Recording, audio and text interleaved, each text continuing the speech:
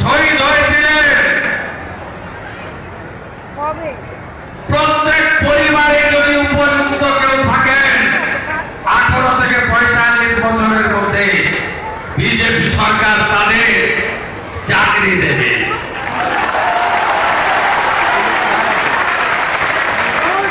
জনগণের কাজ আটকে রেখেছিল, চালু করে দিয়েছি।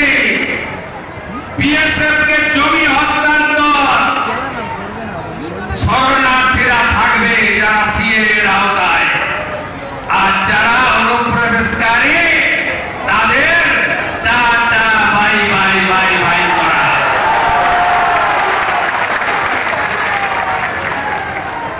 অভয়ের ঘটনায়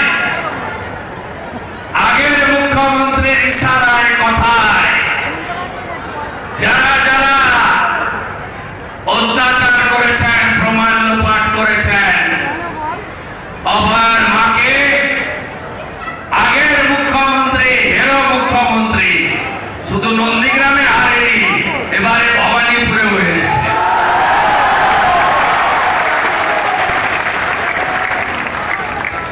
তার কোথায় যারা ঘুষ দিতে গেছিলেন 3 আইপিএস সাসপেন্ড হয়েছে।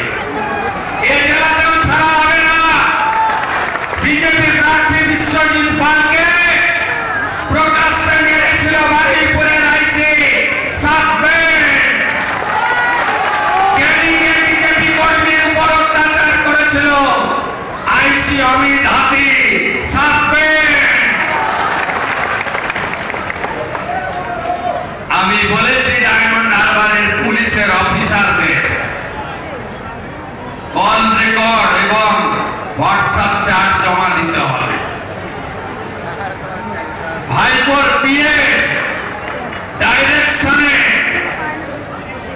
কারা কারা ফলতা ডায়মন্ড দক্ষিণ 24 পরগনায় অত্যাচার করেছেন সাংবাদিক বন্ধুদের, নাগরিকদের, বিজেপি কর্মীদের, অন্য দলের নেতা কর্মীদের, এমনকি তৃণমূলের কিছু কিছু লোককে তাদের কার নির্দেশে করেছেন আমি শুভেন্দু অধিকারী সব বের করব।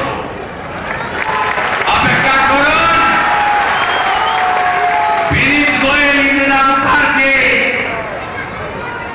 আর অভিষেক গুপ্তাদের কল রেকর্ড আর চার্জ যখন তদন্তকারীরা পাবেন এবং সামনে আসবেন, সেদিন দেখতে পাবেন আগের সরকারের কুকীর্তি, আগের সরকারের মাথারা কত দূর পর্যন্ত নিচে নেমেছেন। ভরসা আপনারা রেখেছেন, ভয় আউট, ভরসা ইন, তাই তো? চিন্তা করবেন না। ধর্ম পালন করতে গেলে আর হাইকোর্টে যেতে হবে না। আপনারা মুক্ত। এ আমার সংবিধান অধিকার দিয়ে গেছে।